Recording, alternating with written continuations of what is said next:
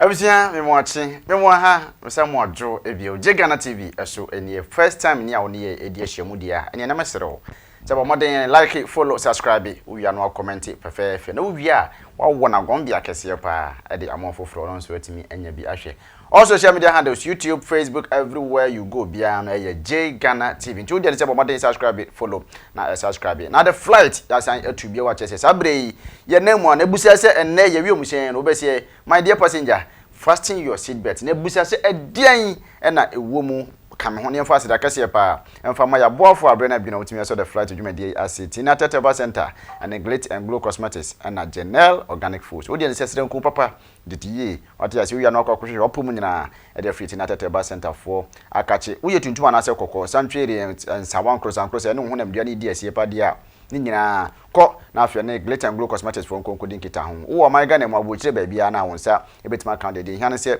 wa frɛ wo na busuyen ena ya wiem se ne ebusa wo se aso wo kai maami o London sister ni o Canada na yebusa se Ghana movie stars ahodo no ebi tempente nkwa na ebi omonsa akwakorewura baabi yebusa wo se Ghana movie stars awanka se oni momo no ene ye hwan ena ne ho aka adwamu fasten your seat belt ebusia maye na ne ye ho sima wate ase ye ba afi ye behwe mahwe se Ghana movie top stars no why ena frosters fuyi ene no edi pilolo agro ye wasisi ya so wo Manchester wo Birmingham wo Northampton wo Southampton Milton Keynes outside London baby wo contact me mami wusu anase Helena baby a wo bia so far as I wo betua wo postage ye be postu e di abrel so wo ye kokko so wo ye tuntum wo ye ho ne ho kala bia wo ye wo bi ho ye fita be enku bia wo pe bia wo benya bi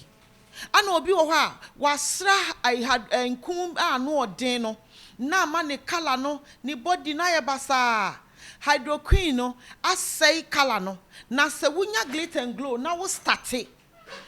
beginning no wo be hu se repair wo kala no ubeye kama ubeye kama say de mijina hoy small girl hey enku no baby anya fe na wo betete samna asra wo ho obi wa na nso oben ye wo na nso oben cream ye wo can I say stretch marks bibia anomu ye wo whitening wo se wo a wo ye kokko wo ye fita wo pese wo ye fita bibia wopa wo hwe o ringe Santiago kra anase na brown wo Ghana enku bia wo pe bia wo benya bi na me de me ka landing for contact me a bibia wo bia me de bebrel me wo fie 24 hours enti anytime bia wo pesa wo frɛ me numbers me enu nyina so a bibia wo bia de how bia wo ka kire me a me sort problem na ma Glitter and Glow na ye wi ani aba organic product so konkonte enkate rere edien esese kra de wache powder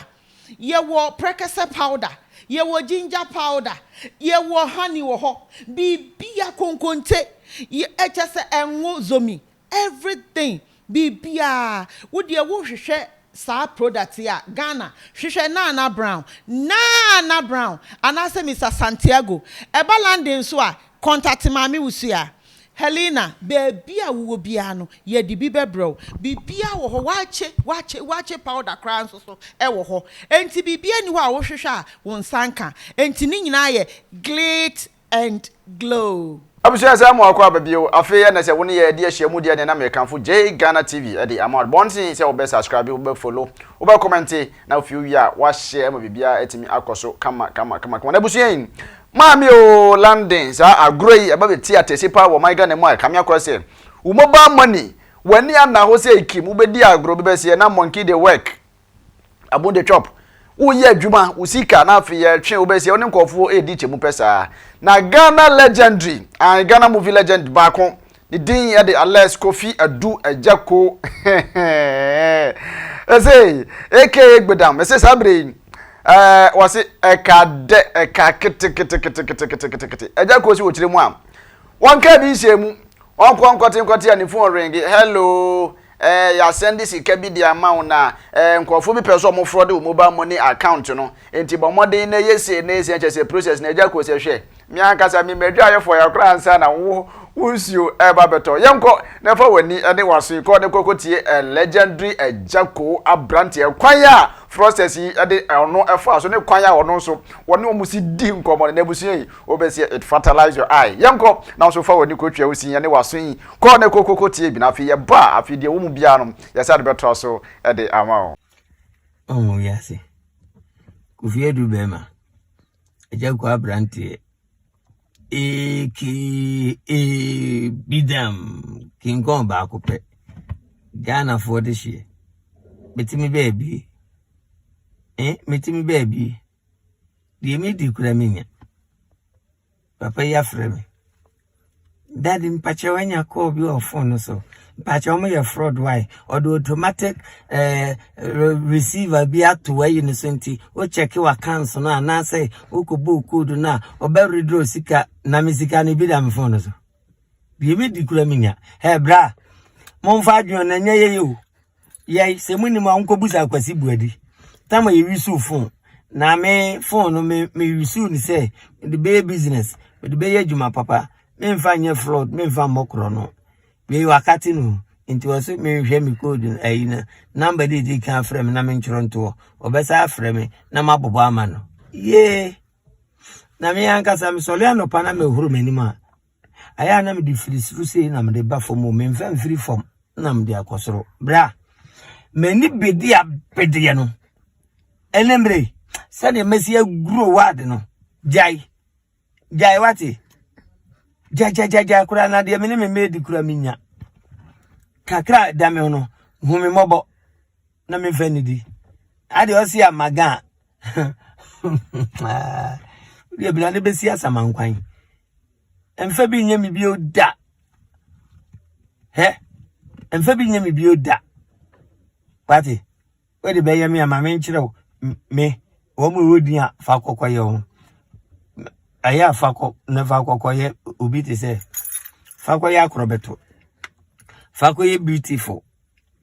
fa na na mama agbuna banche brown ne fa koye Vivian J no ne fa kokoye kwakuma nu ne fa koye kwadwo nkansa no ne to bo ase a fa koye bla jai na mini bi de dam phone so automatic kron medical yanza na kakra na aka no mai o na efre no ne number ni 0234110000 na de oye MTN no kra na number dey say de odi MTN ba ne number dey say me be pikin munti. Hello daddy. Yes. Yeah, me sir, my point jumanti me pack car na fe na me kosoro na matro. Wa pack o car ti ko fi no wa ko chere. Me frustro na matro. Nti je say okay, nti that is na say udu ko na obetumi aye den afre ana say e kaka ya ye be frɛ wo ne ya de na ba ko why. Debi me bi ana di nsuo ko gumi ho ana bi ana. Nti wo de opa me nkasa. Na number no je say me tro ansa. Fana ya je na ya block ni fana ODURO site man e account na ho why mate ene kakra na mwasa afra na me frustro o nani di aje ne se me betro ofra me meka che se matiti uro mele ko pepa na sentini mi wia me ene de meye wo mo no ene atendidi anu bidimi ade ameye wo osa frame maka che se me chi adwon so nti no odo ene duma me di wo mo ba che se o se obi a frame na erious also I send this guy to me phone so me phone baby and then me nkoso na me ye maintain ya the all kana na with me nya da dia ko afi na mapo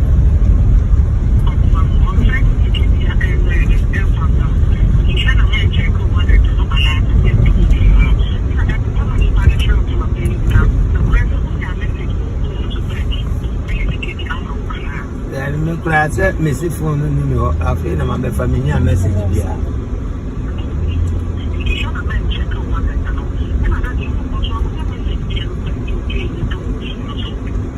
say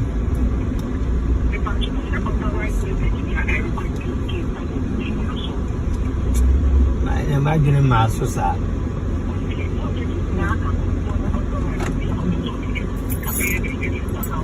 na mi ankasa no nyame ani me ka aya ne bi ni makan so ya me first count so because sa ayi mobile money ni me ni ye e wo me phone so nti aya na me ni mo kan na me se me ye argument e chire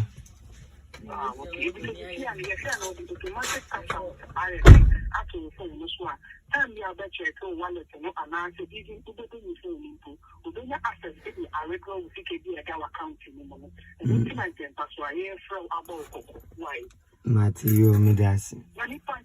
Na adentina mo amoye adwuma wo MTN no. Nka bibi saa no mesi adentina nka mo amoye adwuma wo saa bibi saa no. Saa nkrofo no aya mo ntresi wo mo.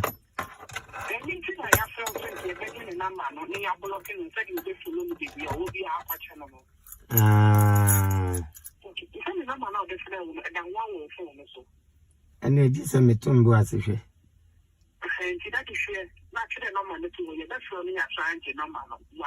Mati.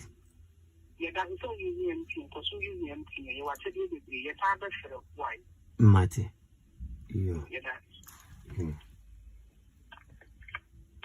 Hey, not just a few more soon. Over say, I have who enter wo ho no ya na wa wani ada ho no papa mobile money fraud no enkoye etitem kwanche he ya nti utira na ye na wo mistake na jeje obe se ene na enwuma a onimtuni betu no se ene na wo ba no wo fom kwan na emo wan hwe ye dia wo mmom wo ba fom kwan papa ya dia sra kese na ebe ma ya bo afa na bi na omtimi ya bo ye na chidom great and glow cosmetics sanso na general organic foods and Kinaata Teba center didiye sranku papa ma honam dua no enkasa na afi obi akwakope apomde hwehwe mu papa akrokro wom ade free Kinaata Teba center for akache na afi omtimi aboawo ma wapomde na timi asipi asita tweda pon kwa me wo hia no onyo kese yankopon adoma ebresem no mesa no de hia mu mi das da kese pa na ma me producers on duty and Edmond Poku search fucking bag and one short me eje bre ehwe e ma refi keep subscribing following comment and then share me din amejeso me de Nana K Jesse Abrantie. Have a wonderful good morning, good afternoon, and good evening. Sorry. Oh, Doc. Yes, I know, Doc. I want to know your day. No, that's why she I've said, you don't know, no, say the young cook. So, your stomach was said, the young had been so as I become. And then, crying, meaning, said, if you are forcing, I don't know. Test results, natural say, when you malaria on the mojo. Yeah, 3D. Yes, malaria. Nani yem no so, we no here. Tinatet tomac, and a tinatet malake. Famano, nano, betono.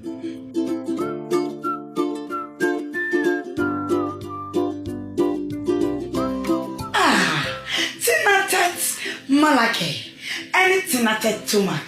I'm on my free.